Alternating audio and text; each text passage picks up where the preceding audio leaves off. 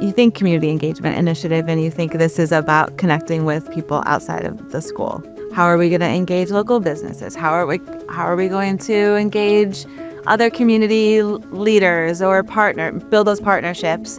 But the community that we're trying to engage is our students and our families and our staff, and to build the community and to build those partnerships within our school. Rocklin Academy telling their story of why they even wanted to do CEI and truly why they think they needed CEI. I mean, there's some real vulnerability in saying, not only is this work that we wanted to do, but we felt we needed to do. That then creates this layer of trust that families can come in and start to ask questions about the way things are done or to give feedback about the way things are done. I think CEI asking that you have parents on the team really sets it up, because I think now Rocklin Academy's team is willing to be vulnerable. They'll totally go there. And I think initially, though, that can be kind of scary. So CEI building the framework that parents are going to be involved right away sort of pushes you into that discomfort and then helps you develop strategies to get more comfortable with it and be willing to do it yourself. In our previous 2 episodes, we immersed ourselves in the Community Engagement Initiative, or CEI, exploring its profound impact it's having on school sites, districts, and the surrounding community at large. As Antonia Serrano of the Bakersfield City Family and Community Engagement Team told us, it's all about relationships. While this remains a crucial aspect of today's discussion, we'll delve deeper and uncover an additional, equally significant theme: the sense of belonging. Belonging. You belong here. This exploration will enrich our understanding of CEI and its role in fostering deep community connections.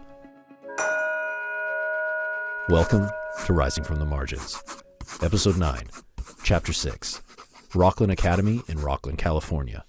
I'm your host, Byron Watkins. We're in Northern California today at Rocklin Academy, a charter school just over 20 miles northeast of Sacramento. Now, for those unfamiliar, California charter schools are still public schools. Their major differences are in their curriculum and educational approach. In the case of Rocklin, a small group of parents and educators within this community banded together back in 2000, looking for an alternative solution. And so it was really grounded in parent partnership right at the beginning, and that has stayed true now 23 years later. That's the voice of Robin Stout, superintendent of Rocklin Academy since 2015. She's witnessed Rocklin's incredible growth over the years. What started as a small endeavor with only 3 grade levels has quickly transformed. Now we are at 4 schools serving TK through 12, 2,600 students. We really doubled our enrollment in 2 years with the growth of this campus. And that's Jelaine Antoon. Jelaine splits duties as principal and director of growth and community engagement for Rocklin Academy. We, as leaders at that time, we're seeing like the things that worked in a small school with tight-knit community. We now opened this gigantic campus serving kids from all these local schools. So how do we look at family engagement in light of that rapid growth? At its core, the purpose of CEI, or the Community Engagement Initiative, is to strengthen the capacity of families, community members, school and district staff to create authentic partnerships to support student success. Similar to many other schools, Rocklin had already developed its own approach to family engagement. Even before partnering with the Community Engagement Initiative, the school had implemented several iterations of strategic planning that emphasized parent partnership, which coincides with the school's local control and accountability plan, also known as the LCAP. So we have our strategic plan, which really is our North Star. We have 5 goals that we look at constantly as an organization. The LCAP is, to us, part of the strategic plan. It is not something additional to. So we have some of the same goals from our strategic plan is replicated in our LCAP. So it's not one more thing that we're doing. And so we have a goal around academic performance, social emotional well-being, and then the other goals of the strategic plan are woven in as actions within the LCAP. And then the community engagement work really was driven from goal 4 of the strategic plan around parent engagement. Rocklin's goals had been set, but in order to improve parent and community engagement, they sought out additional resources and guidance. Because as Rocklin grew larger and larger, they began to realize they were losing some of what made the school so unique as a charter school. When we were smaller, it's the culture was easy to replicate year over year because we had the same teachers, same families, same siblings that came through. But then starting with new teachers and new families, that core of parent partnership and engaging families looked quite different. It was still very much who we were, but because it was bigger, it was a little bit harder to replicate. I think we recognized that it needed to be intentional, and we had our focus on other things, and we realize now in hindsight, parent partnership and engagement, we really have to be intentional about what that looks like and proactive. And I think because it was so embedded in who we were as a smaller school, we took it for granted that it will just happen here. It doesn't just happen. You have to be intentional about it. It doesn't just happen. You have to be intentional about it. There's this funny saying that seems to have gotten more popular over the years. Hope is not a strategy. This is where something like CEI comes in. I don't really know what this CEI thing is. That's the voice of 20-year veteran teacher Gina Moon, who's an integral part of Rocklin's CEI team. I had no idea when I first got into it. I just knew that I believed in it. I didn't know how much work it was going to be. I didn't know why I was going to be traveling and all this stuff. So the beginning of CEI feels a little nebulous and unclear of like, what are we doing here? Where are we going? And it's interesting now because we're facilitating other teams in the first part of the journey. So it's like, just trust the process is what I want to tell them. Like, you're going to get there. We made a lot of shifts after CEI of banking the positive with families and really showing them that we believe that they are assets and not just like buckets to fill with information. CEI builds upon this foundation by having parents involved throughout the process. Each school site involved in CEI not only allows parents into the conversation, but they also dedicate seats at the table, bridging the gap between school and family. I think you bring in a different perspective than a teacher or, a principal or things like that. This is the voice of parent and CEI member Crystal Burley. You're the parent. You're the student's first teacher. So I just think you bring in a different experience, and it's a different sort of lens for them to look at. And I think that's important that they look at your opinion of things as well as just theirs. Now we'll hear from Daniela Miranda, a dedicated parent and another member of the CEI group at Rocklin. So it really gave us tools to build relationship and to encourage that connection rather than just continuing with old programming, right? So it's helping us lead us into the next generation.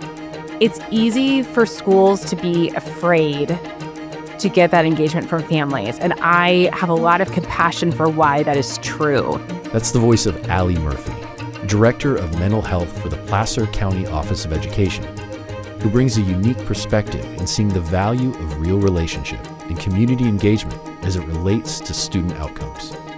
That then creates this layer of trust that families can come in and start to ask questions about the way things are done or to give feedback about the way things are done. I think CEI asking that you have parents on the team really sets it up, because I think now Rocklin Academy's team is willing to be vulnerable. They'll totally go there. And I think initially, though, that can be kind of scary. So CEI building the framework that parents are going to be involved right away sort of pushes you into that discomfort and then helps you develop strategies to get more comfortable with it and be willing to do it yourself. For me, the takeaway that I've shared before with CEI is the two-way communication. So providing opportunities to hear from families. What blossomed out of CEI was the need for better two-way communication.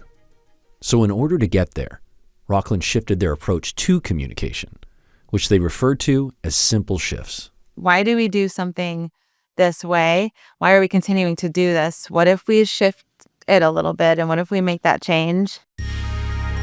So you want to improve two-way communication with parents. How do you do that? We're not blowing up huge structures. We didn't blow up the school calendar to create a new thing. So they decided on a different approach, something much more simple. They realized that they were already meeting with parents. It was happening in small ways all throughout the school year. We were able to start shifting our focus into, okay, what opportunities do we have to create that space to build trust? There are so many different engagement opportunities with families across the school year and throughout classrooms and through meetings that you have with parents. And so all of those, every single time you have a conversation with a parent or a parent has a conversation with a teacher, it's an opportunity to build a trusting relationship. I hope you'll reflect on how complex this seemingly simple thing is. How often do we question what has become so ingrained and is basically just a pattern we execute on? Is this thing we are already doing as effective as it can be? Simple yet profound. I'll be numbering the simple shifts as we go for clarity, but the numbers by no means denote the order in which they were implemented. Simple shift number 1. Letters home to parents.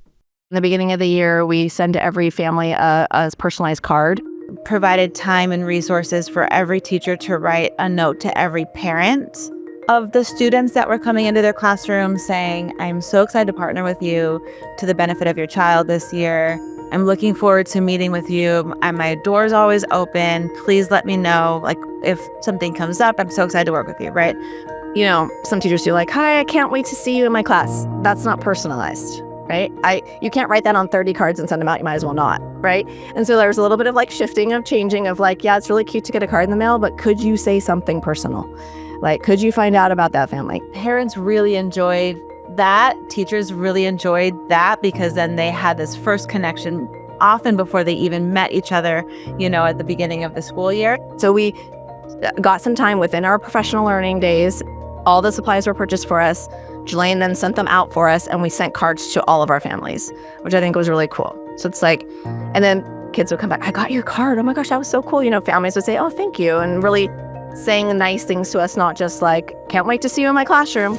Simple shift number 2. New parent orientation nights. Take new family orientation is something that is an example of where we made a change.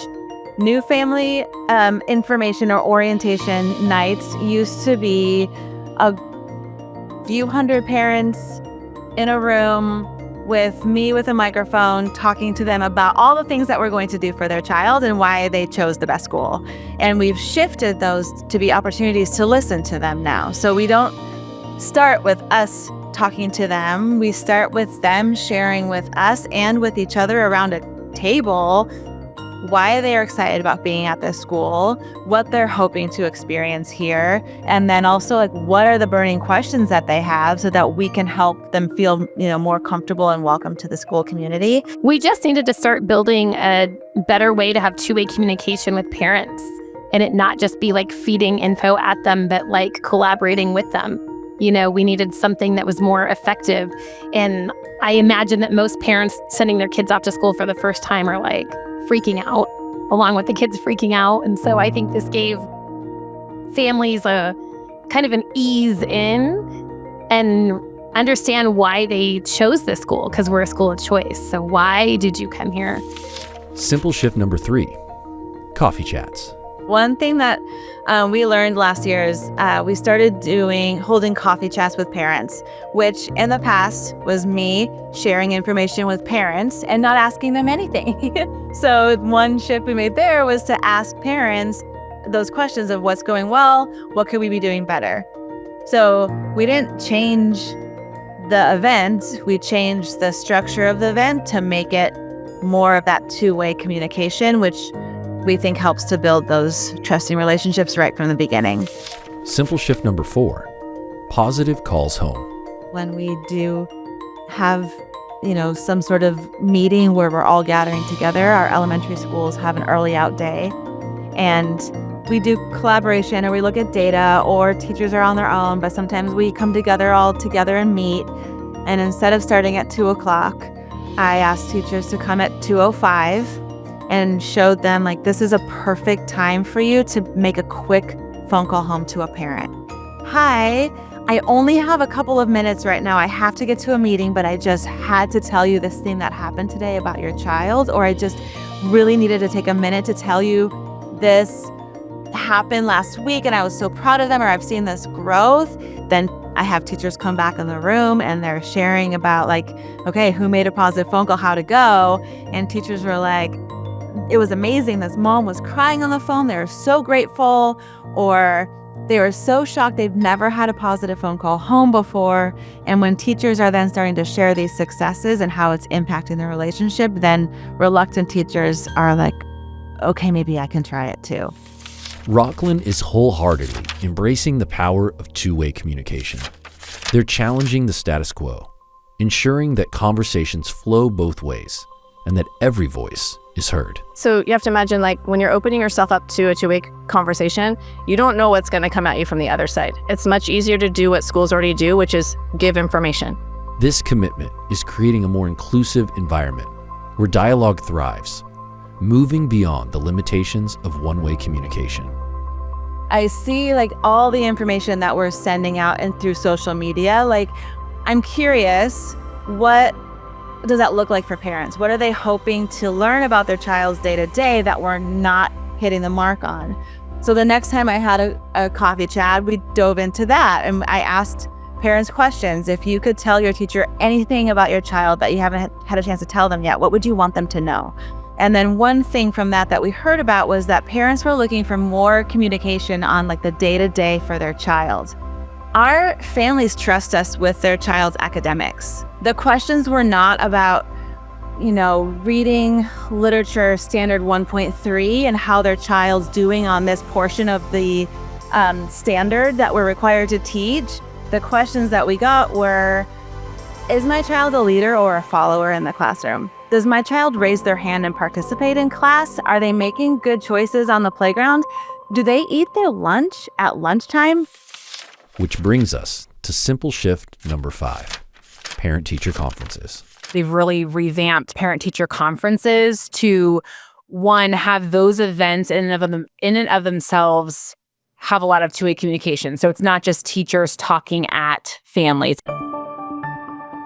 Administration received kind of feedback from parents about what they really want to hear during these conferences. And a lot of the times it's really more about like whole child. That's the voice of 3rd grade teacher Kim Velasquez. How are they doing, or how are they feeling? What are their emotions? How are they interacting with other people? Behavior, strengths, areas of growth. And of course, like there's academics tied into that, but that has kind of we've kind of shifted away from that focus where, I have kept it really whole child based, and I will say I've had most of my conferences at this point in the week and I haven't brought up the report card once, and it has never been, there's not been the paper in front of us, nothing. And I know some people might disagree with that, but I have gotten everything I've needed to say out, as well as the parents. What Rocklin Academy does that's so unique too is they send report cards before parent-teacher conferences, so parents have a chance to look them over, which means when you come to the conference, you really just have an opportunity to talk about your kid and hear about your kid. And what parent doesn't want to do that? Parent-teacher conferences historically have been like, here's the report card, a nice, safe tool, right? Here are the standards that we've taught so far. Here's how your child's doing on these portions of the standards, and here's what we're going to do next for their child, right? So instead of focusing on the academics that we know our families trust us with, we made some shifts and worked with our teachers and did some practice on making it more conversational. Here's Nicole Moraru of Rocklin's 4th grade. I think that the parents have really enjoyed it too. So I've started all of my conferences this week. Like, it's really open-ended. What questions do you have for me? And the first questions they have almost 9 times out of 10 have been is, does my student have friends? How are they in class? Are they quiet? Are they disruptive? They want to know really about the student's behavior. The academics, like Kim said, come second, because you can read that on the report card, right? They need help in math, or they're maybe not so strong in a reading standard. I think parents really appreciate how much we really know about their kids. And I think that's just one more way of us showing that, like, parents are partners with us. Like, their children are our children, and they really appreciate hearing that.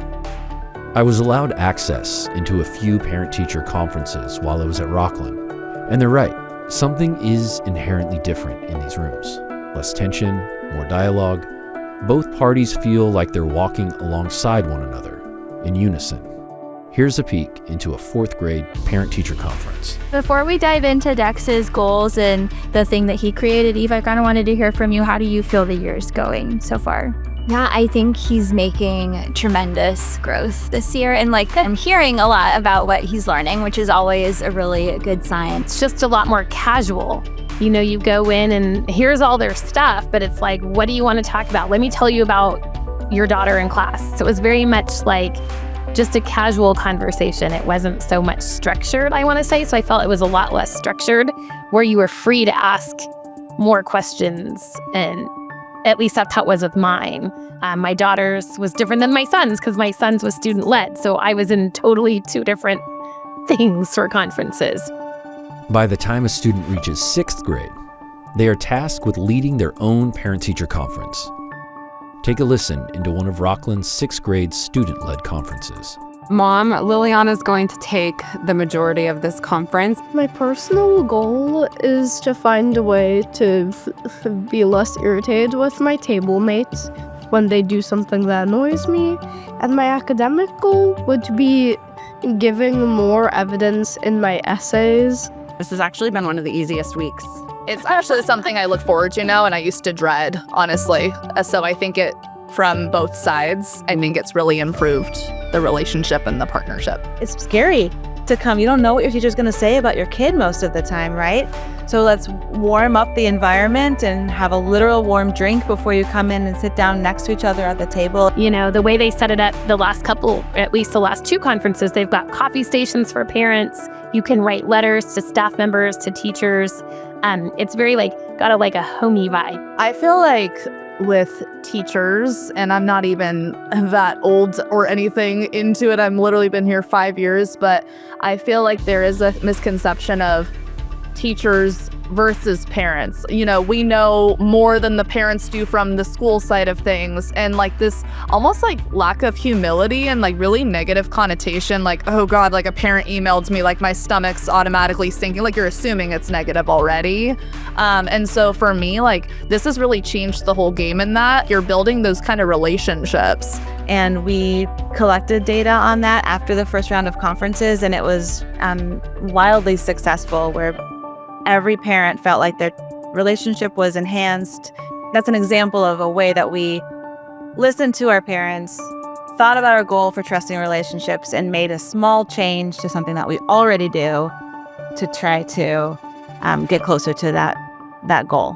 And so when you sit and have real relationships with people, that's actually really hard for even adults. I think in general in our society, relationship really has been lost. So it's not as easy to say relationship.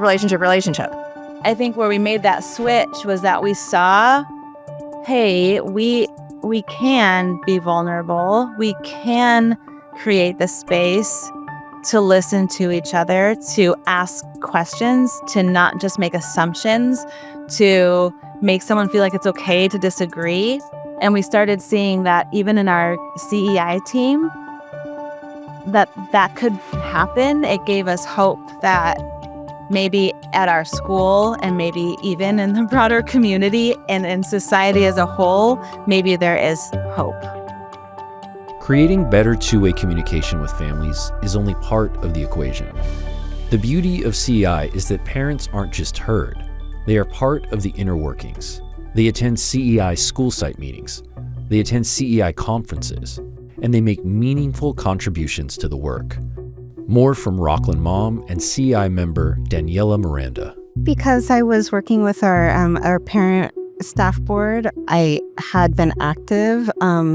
However, the level of this was very different once CEI became part of the process. It's making it less of a transactional relationship and more of a caring kind of environment, warm, inclusive environment. Not to say that there was no warmth or inclusivity before then, but just it feels less like, hey, do this for me and I'll do this for you, versus, oh, this is really great for our community and I could see many people benefiting from this and feeling affirmed by this.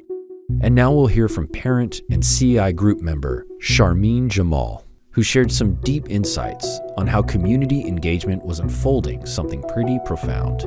I think I didn't have an understanding before getting involved with CEI that the school was even interested in my perspective. It was a really heartening experience to be asked the questions we were asked at CEI meetings, or have topics that related to our cultural diversity be kind of put at the forefront. It really took me by surprise, not necessarily because the school wasn't doing anything, but just because as a parent with young children and as someone who grew up here in the 90s, it wasn't something that was discussed a lot. My culture or the fact that wherever I'm coming from is something that's of value, and that there's curiosity surrounding it or what I have to bring to the table. While maybe uncommon, this approach to opening classroom doors to parents is ultimately enriching the learning environment for everyone involved. This practice is not only redefining the concept of community at Rocklin, but also enabling parents to engage more deeply in their child's educational journey. Another one of the things that we've started in our conferences is really asking parents what expertise they have, what hobbies they have, what's their line of work, because we are wanting to get this bank of information. So if we have a unit on the human body and we have a nurse practitioner, she can come in and really bring in that expertise. Gina did something really wonderful last year that I appreciated. When she was teaching her kids about Islam, for example, she knew that she had a few Muslim families in her class. And so my friend happens to be one of the parents who she reached out to, and she was like, hey, we're actually learning about Ramadan. Do you want to come talk about it? And I loved that it was the teacher who approached the parent, because my experience has been in the past that I have come up to the teacher when Ramadan came around and been like, so my kid's fasting, can I come talk about it? The parents are like, oh, you're asking about me? Yeah. And they just feel instantly a part of it. So they feel valued, and they know that we're not the know-it-alls, and they feel like they can bring something into the classrooms. Yeah. There is something scary as the parent to try and knock on that door and see if it'll open. It's so much nicer when the teacher who's already at the table, pulls out a chair for you and says, hey, you want to come? I think in the last few years, it's been great to welcome in the parents, and the relationships are stronger. I've taught here for 10 years, so I do know a lot of these families, but I would say just this year, last year, is when I've really got to know them as people and parents, and somebody that's a woodworker or somebody that's an engineer, and it makes it all feel like we're that much more connected to each other and that we value each other. Yeah. So I've had great experiences. Those are things that we're seeing more and more now. And again, I really credit CEI for, helping encourage our staff, encourage our administration and our parents to be more involved in that way. In a similar way, student voice is one of those areas that has really taken shape at Rocklin. More on this from middle school teacher Gina Moon. I really early tied on to the idea of student voice. And so there was a lot about connecting with families, which I was a part of as well, but I really wanted to get that going at our school. While many schools may utilize their student councils and check the box of student voice, CEI is pioneering a transformative approach to fostering a meaningful dialogue and relationship with students. Students are not just participants, they are integral members of the conversation alongside educators and parents. This approach creates a level playing field where every participant can learn from one another, free from hierarchy or preconceived notions. I don't understand why we as educators sometimes understand that that should be the number one voice. Why are we all here? We're here for the students, right? And so what I saw being lost in all my years of education, which made me sad, was kids were just coming to school and going through the motions of doing school. School was being done to them, right? Versus, this is your school. What do you guys want to do? How can we make it better? We got to talk to the kids. What's going on? I had been diving into California Healthy Kids survey data, and we see that our students know that teachers believe in them academically, but the data around if kids are feeling like they meaningfully participate in the school community and decisions at school and are part of, helping make decisions for the school, it was like 25% of kids felt like they were meaningfully participating in school. So that spoke to the need of creating a way for students to feel like they had voice and agency at school to make real change. When can we have kids as presenters, kids using their voice, kids telling us what we want to do? Thanks to CEI and the collaborative efforts at Rocklin, the students created the Student Impact Committee. I sat with 7th graders Juliet Antune, Jada Stamaria, and Titus Breitbart. Here's Juliet. We're a group of 6th, 7th, 8th graders, and our ultimate goal is to make changes or impacts on our school so that we can help improve it. Yeah. Elevate our students' voices. Yes, and elevate student voice. So it's just it's entirely student run. They are the ones who now are meeting with teachers and pitching ideas and saying, this is really important to the students that we've talked to. And one example is having classroom buddies, so big buddies and little buddies. So they did the work of pairing up 5th grade classes with 1st grade classes and 6th grade classes with 3rd grade classes, gave the teachers dates to work within, brainstormed and created different activities that the teachers could do together. They did all of the work to make this thing happen because the kids were saying, some classes have big buddies and little buddies and some classes don't, and we think that everyone should have that experience. So I didn't bring that to the teachers. The kids came to the meeting and they proposed it to the teachers. Realizing too that their voice is what's going to get things done. It's not going to be my voice. And I think they're starting to see that. And that's the amazing thing. When you think about it, it makes sense that the students should also have a say in this because we're the ones that are doing the learning. We're walking around, experiencing everything. And the fact that we should be able to have a say in what goes on just makes sense. Right now, we have the kids who are the natural leaders who are on it, right? But I need every voice on it. I need the kids. I think about my little boys who I always have to go to at lunchtime, who are my little naughty group over here. I need them to be on leadership because that's how behaviors are going to change. And you want to know what? Last week, I had 2 of them come up to me and be like, Miss Moon, how do I get on this leadership thing? And I was like, is someone punking me? Did someone send you? I go, don't play with me. And they're like, no, I really want to be on it. I was like, yeah, totally. Fill out the application. And so it's spreading and the kids are seeing that what they're doing is making a difference.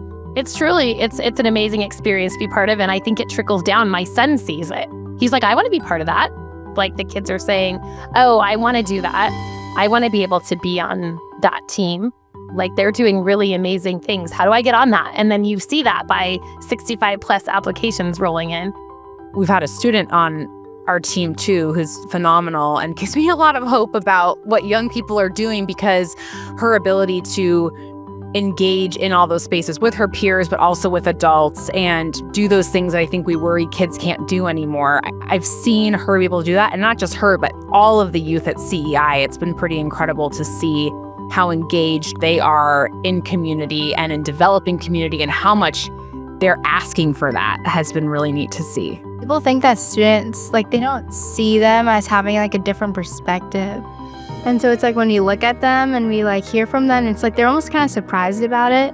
It's not something that a lot of schools do, and it's still pretty new to our campus.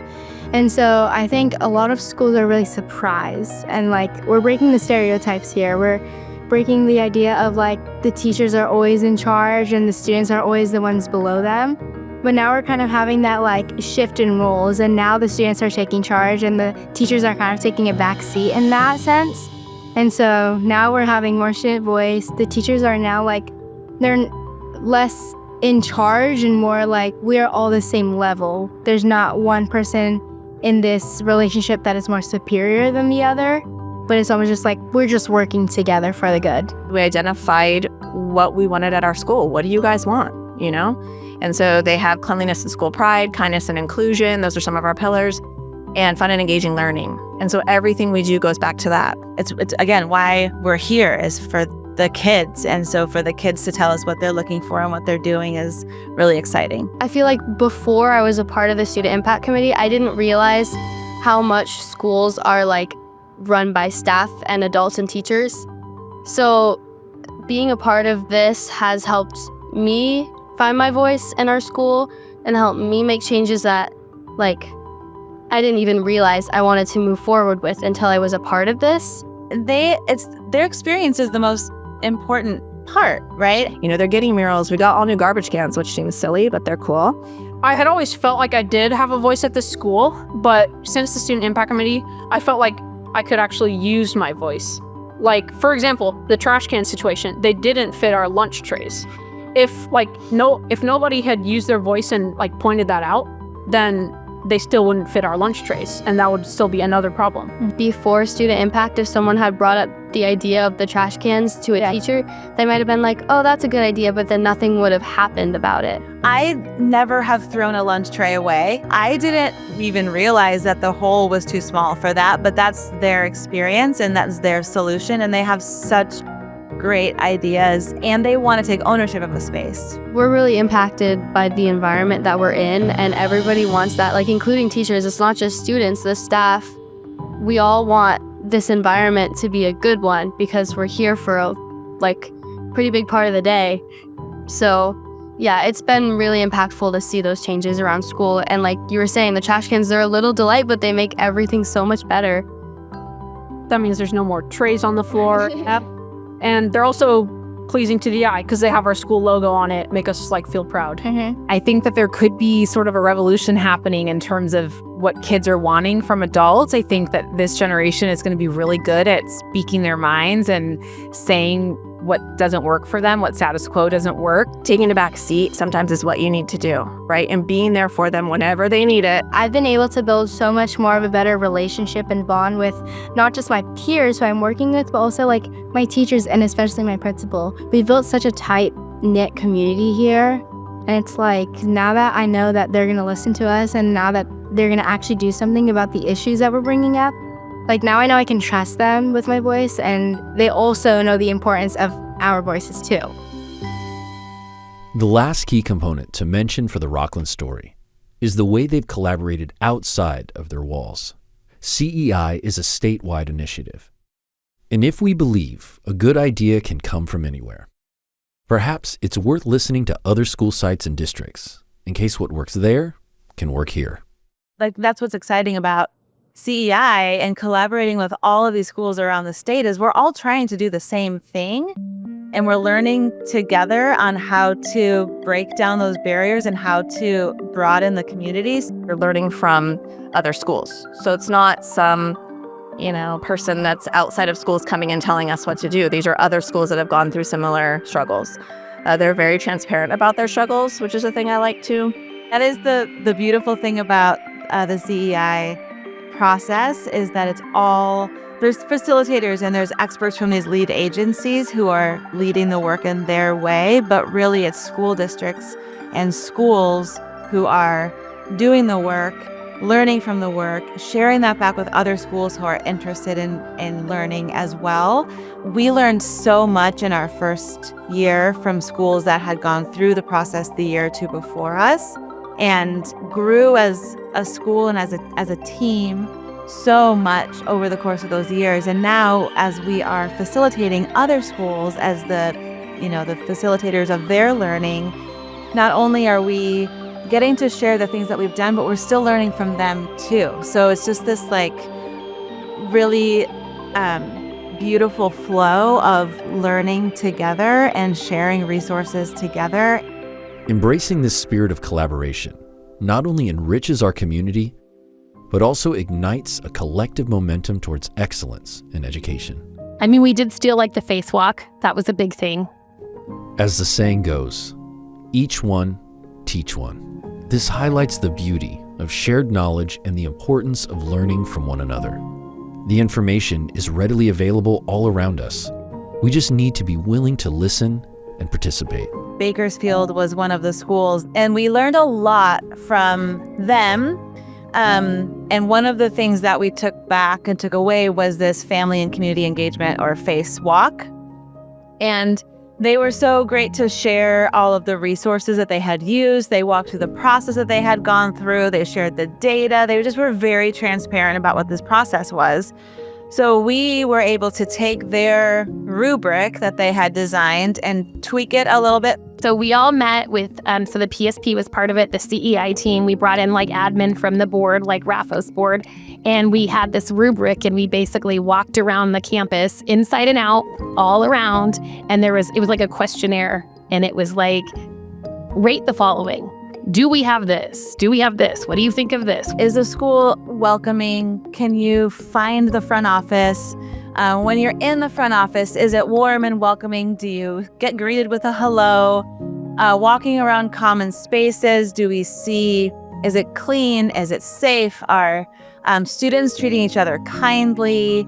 Is the learning environment engaging? So all these different categories on this rubric.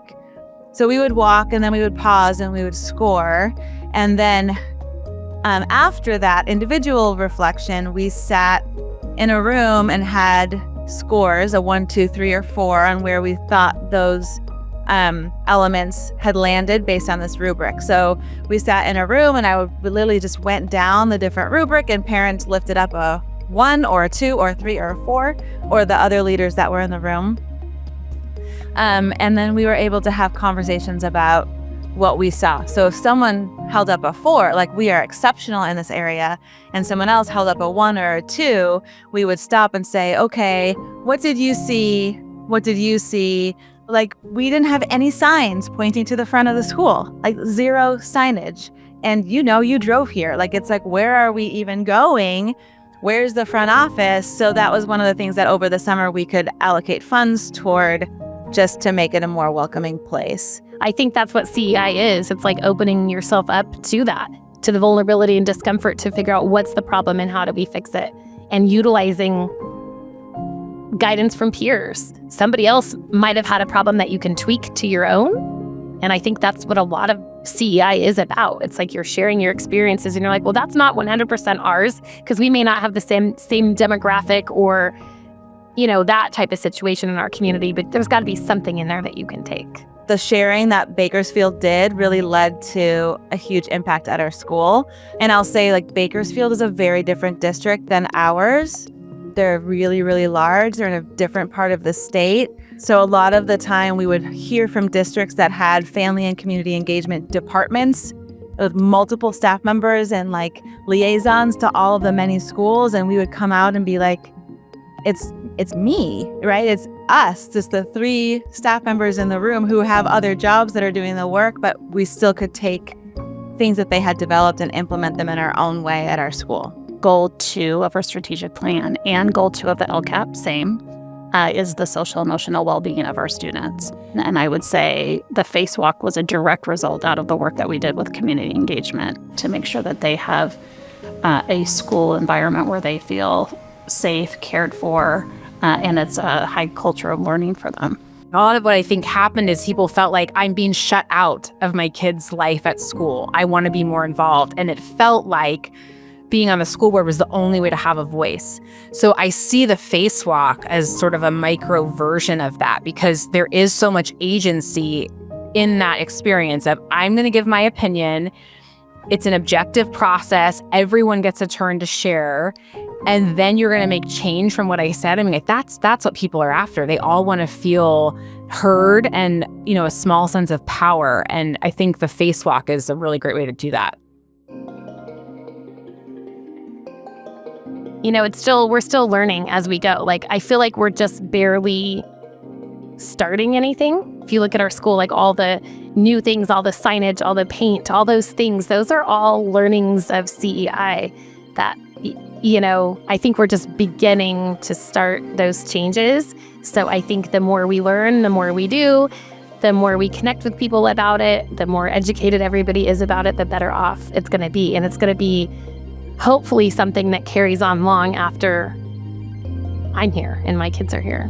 So we get this information by organically going out and capturing it. And that's another piece that I really thought was important that I kind of learned from CEI is just different ways of thinking about data collection, and that's just as valid as the traditional set of data, if not more. I think Rocklin Academy uncovered, wait a second, that might not even be our ultimate goal. Is that actually getting us what we want, which is meaningful relationships with families, two-way communication, them involved in their students' school and feeling like when we go through challenges as a school community that we can deal with them together. And I think they have found that there are other ways to better do that than maybe the sort of two options that seem like they're presented for us as school systems. Belonging wasn't really something that we were like pushing towards, but it's like something that just like came along. We were like, oh wait, we're trying to make everyone feel like they belong here. And it's like we weren't like aiming to do that, but like through our work, it just kind of came along. And I mean, it's been so impactful. Now, you know, like I was saying, we see so much of a shift in the culture of our students and our peers, teachers, and how they interact with one another, how they view each other differently now. And so, I mean, yeah, we're making everyone try and feel like they belong here. Like, you have a spot here, you have a purpose here. There isn't any reason why you shouldn't be here because you belong. Yeah, and one thing that I think could possibly lead to someone feeling like they don't belong is like when their ideas are getting shut down. But like Jada was saying, in the Student Impact Committee, we don't have any bad ideas or wrong answers. Like, every idea is a good one, and we can, like, that's, everyone feels like they belong in that because they have a voice and they have a choice in what they want to do. And like our last pillar, kindness and inclusion, it works perfectly with this. Like, if you're kind to people, then you're including them. If you're including them, then they're starting to feel a sense of belonging. Like, they can share their ideas, they can like be at home. This is a place, like Julia said, they're spending a lot of time here, like half their day, more than half of their day. And so it'll be such a better experience for them if they just feel like they belong and that they can contribute. This sense of belonging is something we've unfortunately misplaced along the way. We no longer participate because it doesn't feel to us that we are valued, that we are wanted in a space. We're communicating information, but not humanity. In his book, Belonging, The Science of Creating Connection and Bridging Divides, Jeffrey Cohen writes, "The overwhelming conclusion across a large body of studies is that personality matters less than we think, while the situation matters more than we think. So we blame others and their personality, instead of seeing that the situation, the system, produces the outcome." That is what Rocklin is doing, changing the situation, realizing that this isn't someone's personality that creates separation, but the structure of the situation. If we want to improve coherence of communication, this is what has to shift. The parents and students are expressing they feel they belong more because the teachers and staff of Rocklin are just doing simple things, like asking, "How was your day? What do you think about this? What would you do if you had the power to change this?" And CEI is showing not just Rocklin, but schools all throughout the entire state of California that they are connected, that they belong as part of the entire state school system, and that the coherence that each of them are discovering and unfolding as they question their own systems can be shared with other schools. Every school in the state is in relationship. This is a fact that can be hard to see. You know, it is sort of absurdly simple when you stop and realize how easy it is to unfold a sense of belonging in others. We just have to realize that we create the spaces and the situations for meaning to unfold. And that regardless if we realize it or not, we are connected and always exist in relationship. But our relationships will always be incoherent if we don't learn to communicate again. We will continue to lose our ability to be vulnerable with each other and always feel a sense that we don't quite belong. Really feels like we're going back in time in some ways. We really can't move forward without going back. And we can use, I love Class Dojo, I love Parent Square, I love Instagram, all the things. And if we don't use those as tools, knowing that relationship, dialogue, and reflection are the actual work, then we're going to continue to misuse those tools and continue to have a difficult time reconciling schools and families and how they're perceived. And there's so much opportunity for dialogue and reflection in CEI. So let's take more moments to reflect, to dialogue with each other, to consider what it is we have lost, so that we can understand how we have been changed. I think one of the things that I've really enjoyed about CEI is that that it turns the potential for impact is pretty profound. You're not just impacting the students, but you're also impacting families. And then from there, that ripples into the community. My message, I think, is like, you don't need to lead anything. You need to be a part of something, right? And I think that's what CEI encapsulates, is like, we are a part of a movement. No one person is leading this, and no one person can. And no one person can at a school either, right? Because like you say, it has to live beyond us. It has to be indoctrinated in. And so if we are all in this together, right? Not one person leading the work. We're all mentors. Jada mentors me all the time. Jada speaks to me about stuff, and she's like texting me, Mrs. Moon, are you okay? Are you okay? I just saw her walking here, and she's like, I'm so excited. I'm like, I'm glad you're excited. I'm so stressed. I was like this. I'm so stressed. And she's like, you got this. You got this. You know, I'm learning from her, like, calm down, letting her see me as somebody who's not, I don't have it all together. I'm not above you in some way, right? Like, that's the barriers that need to break down in order for these relationships to happen. Let's all make some simple shifts, and maybe we can unfold an education system and hopefully a world where all of us belong. Thank you for listening. This series was brought to you by CCEE, the California Collaborative for Educational Excellence, whose mission is to transform public education so that every student is left inspired and prepared to thrive as their best self in the world. If you would like to know more about CCEE, log on to ccee-ca.org. Rising from the Margins was written and produced by Windsong Productions, with additional production support by Parsec Education. The Community Engagement Initiative is operated through a partnership between the California Collaborative for Educational Excellence, the San Diego County Office of Education, Escolta School Research and Design, and the University of San Diego. For more information about CEI, visit californiaengage.org. And stay tuned for future episodes that will cover important topics like compassionate systems and a view of the statewide education landscape. Join us next time on Rising from the Margins.